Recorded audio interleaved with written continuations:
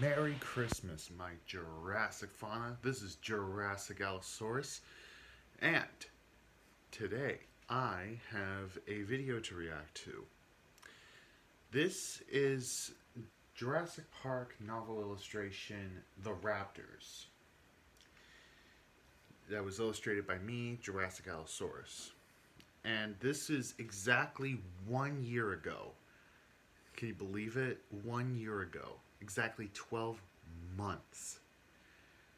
I made this illustration within a 25-day period, right after I got done with the last video, which was the baby with the copies. 25 days later, I came out with this. That was probably the hardest I've worked on, but still, I feel like it was a rushed video. But anyways, I'll get to talking more about this video in a little bit, so without further ado, let's get this on. In 3, 2, 1. Jurassic Park by Michael Crichton. Read by William Roberts. Yeah. Brushed audio. The Raptors. Grant walked with Ellie Airbrush. and around the back of the main building with a kid tagging along. Grant liked kids. I don't like the human designs I they made made. any group so openly enthusiastic about dinosaurs. Grant used to watch kids in museums as they stared open-mouthed at the big skeletons rising above them. He wondered what their fascination really represented. He finally decided that children liked dinosaurs because these giant creatures personified the uncontrollable force of looming authority. They were symbolic parents, fascinating and frightening like parents. And kids loved them as they loved their parents. Grant also suspected that was why even young children learned the names of dinosaurs. It never failed to amaze him when a 3-year-old shrieked, "Stegosaurus!" Saying these complicated names was a way of exerting power over the giants, a way of being in control. "What do you know about Velociraptor?" Grant asked Tim. He was just making conversation. "It's a small carnivore that hunted in packs, like Deinonychus," Tim said. "That's right," Grant said. "Although Deinonychus is now considered one of the velociraptors, and the evidence Those for palm pack hunting trees is are all terrible. circumstantial. It derives in part from the appearance of the animals, which are quick and strong, but small for dinosaurs, just 150 to 300 pounds each. We assume they hunted in groups if they were to bring down larger prey. People said that they loved how I still referenced feathered raptors. Because, of course, I love dinosaurs. I wanted to be a paleontologist when I grew up, so I wanted to make sure I got accuracy in there. To clarify that the dinosaurs in Jurassic Park aren't 100% the dinosaurs that they were. Paleontologists have come around to the idea that dinosaurs were probably warm-blooded. A lot of us are starting to think some of them might have been quite intelligent, too, but nobody knows for sure. They left the visitor area behind, and soon they heard the loud hum of generators, smelled the faint odor of gasoline. They passed a grove of palm trees and saw a large, low concrete shed with a steel roof. The noise seemed to come from there. They looked in the shed. "It must be a generator," Ellie said. "It's big," Grant said, peering inside. The power plant actually extended 2 stories below ground level, a vast complex of whining turbines and piping that ran down in the earth lit by harsh electric bulbs. "They can't need all this just for a resort," Malcolm said. "They're generating enough power here for a small city." "Maybe for the computers?" "Maybe." Grant heard bleating and walked north a few yards. He came to an animal enclosure with goats. By a quick count, he estimated there were 50 or 60 goats. "What's that for?" Ellie asked. "Beats me." "Probably they feed them to the dinosaurs," Malcolm said. The group walked on, following a dirt path through a dense bamboo grove. At the far side, they came to a double-layer chain-link fence 12 feet high, with spirals of barbed wire at the top. There was an electric hum along the outer fence. Beyond the fences, Grant saw dense clusters of large ferns, 5 feet high. He heard a snorting sound, a kind of snuffling. Then the sound of crunching footsteps coming closer. Then a long silence. "I don't see anything," Tim whispered finally. "Shh." Grant waited. Several seconds passed. Flies buzzed in the air. He still saw nothing. Airbrush Ellie tapped him on the shoulder and tool pointed. on that, but I don't think it looks good. Grant saw the Sorry. head of an animal. It was motionless, partially hidden Okay, in the this fog, one is much the two better. large, dark eyes watching them coldly. The head was 2 feet long. From a pointed snout, a long row of teeth ran back to the hole of the auditory meatus, which served as an ear. The head reminded him of a large lizard, or perhaps a crocodile. The eyes did not blink, and the animal did not move. Its skin was leathery with a pebbled texture, and basically the same coloration as the infant's, yellow-brown, with darker reddish markings like the stripes of a tiger. As Grant watched, a single forelimb reached up very slowly to part the ferns beside the animal's face. The limb, Grant saw, was strongly muscled. The hand had 3 grasping fingers, each ending in curved claws. The hand gently, slowly, pushed aside the ferns. Grant felt a chill and thought, he's hunting us. Still more airbrush filler, because unlike the latest illustration I did, which was the village, I didn't really have that good of experience with digital art, but I try to get better and better every time. Kind of life, a different kind of world, now vanished from the earth. Of course, this animal didn't realize that he had been spotted, that he... The attack came suddenly from the left and right. Charging raptors covered the 10 yards to the fence with shocking speed. Grant had a blurred impression of powerful 6-foot-tall bodies, stiff balancing tails, limbs with curving claws, open jaws with rows of jagged teeth. The animals snarled as they came forward, and then leapt bodily into the air, raising their hind legs with their big dagger claws. Then they struck the fence in front of them, throwing out thin bursts of hot sparks.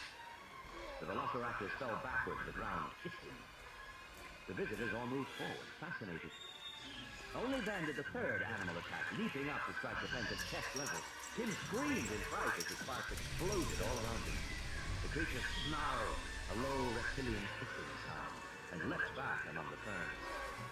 Then they were gone, leaving behind a faint odor of decay and hanging, acrid smoke. Holy shit, Tim said. It was so fast, Ellie said. Pack hunters, Grant said, shaking his head. Pack hunters for whom ambush is an instinct.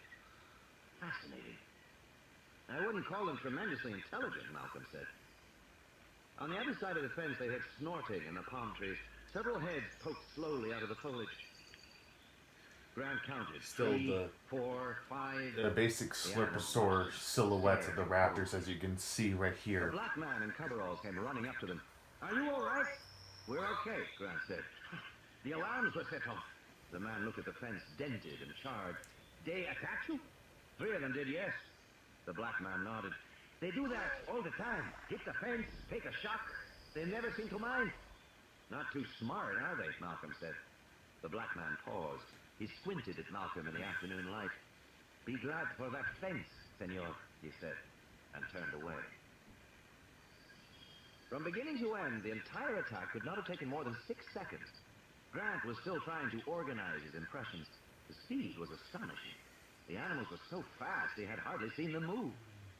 Walking back, Malcolm said, they are remarkably fast. Yes, Grant said, much faster than any living reptile. A bull alligator can move quickly, but only over a short distance, 5 or 6 feet. Big lizards like the 5-foot Komodo dragons of Indonesia have been clocked at 30 miles an hour, fast enough to run down a man, and they kill men all the time. But I guess one of the worst dinosaur documentaries out there actually debunked a theory that Komodo dragons only had like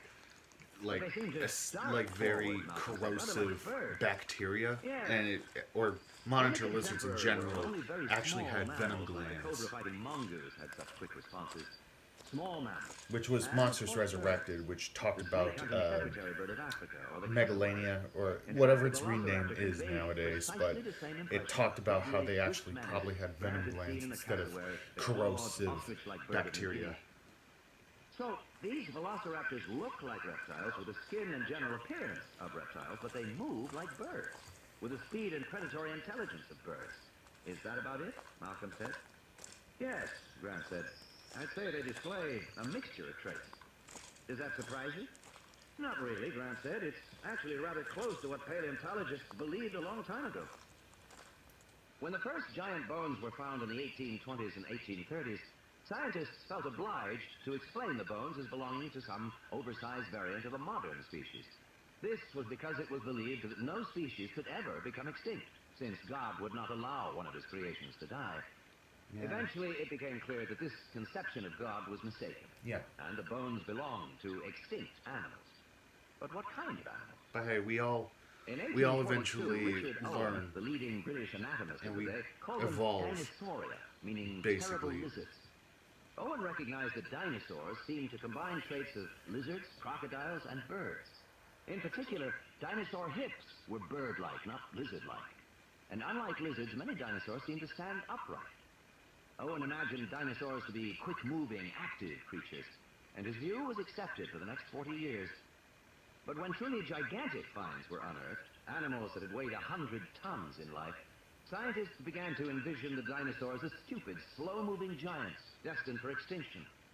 The image of the sluggish reptile gradually predominated over the image of the quick-moving bird. Yeah. In recent years, scientists like Grant had begun to swing back toward the idea of more active dinosaurs. Grant's colleagues saw him as radical in his conception of dinosaur Much like behavior. But John. now he had to admit his own conception had fallen far short of the reality of these large, incredibly swift hunters. Actually, what I was driving at, Malcolm said, was this. Is it a persuasive animal to you? Is it, in fact, a dinosaur? I'd say so, yes. And a coordinated attack behavior to be expected, Grant said. According to the fossil record, packs of velociraptors were capable of bringing down animals that weighed 1,000 pounds, like Tenontosaurus, which could run as fast as a horse. Coordination would be required. How do they do that without language? Oh, language isn't necessary for coordinated hunting, Ellis said. Chimpanzees do it all the time. A group of chimps will stalk a monkey and kill it. All communication is by eyes. And were the dinosaurs, in fact, attacking us? Yes.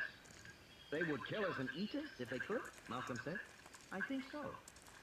The reason I asked, Malcolm said, is that I'm told large predators such as lions and tigers are not born man-eaters. Isn't that true?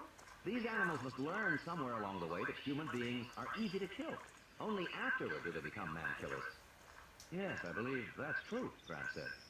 Well, these dinosaurs must be even more reluctant than lions and tigers, after all. Yeah. They come from a time before human beings, or even large mammals, existed at all. God knows what they think when they see us.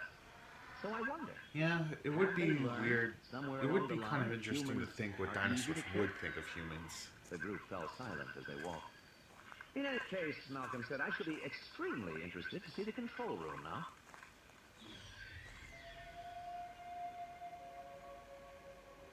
Where's the thanks for... Oh, there it is. Okay. Yeah, that was back in the early days where I was just trying to... Where I was trying to get a better footing on drawing and stuff like that. And as you could see in the video, I did use a lot of airbrushing for like trees and the... and for the background, the environments, airbrushing. This video, the raptors, might be an illustration I will do for a remake someday, but not like soon as possible, but someday soon. Well, anyways, and if you guys want an update on when the next illustration is coming out, I wanted to take a break until like maybe around New Year's or January 5th to really get started on a new illustration. And if you guys saw the recent poll I did, everyone wanted John Hammond's death. So we're going to be doing that. And we'll see what happens. Hopefully it'll be better. But the reason John Hammond's death is kind of tricky because it also intercuts with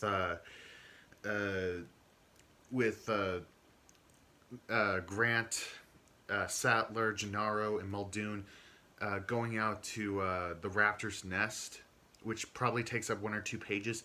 I might try and include that in there just to stay accurate to the novel as possible because you guys are great enthusiasts and I love your attention to detail. And I'm thankful you guys have been merciful to me throughout this past year in regards to art skills. And I admit, I'm not the best artist, just throwing that out there, just so we're clear. Well, anyways, Merry Christmas, guys. Have a Happy New Year. And remember, like, comment, share, and subscribe. Share this with your friends, anybody who's a fan of Jurassic Park. Introduce them to my illustrations, and that'd be great. I hope to reach 1,000 subscribers soon. I was hoping that it would be on Christmas around then, or most likely New Year's, but it seems, I don't know. But would it be? Would it be? We are currently at 912 subscribers. Anyways, this is Jurassic Allosaurus signing out. See you in the next time period, guys.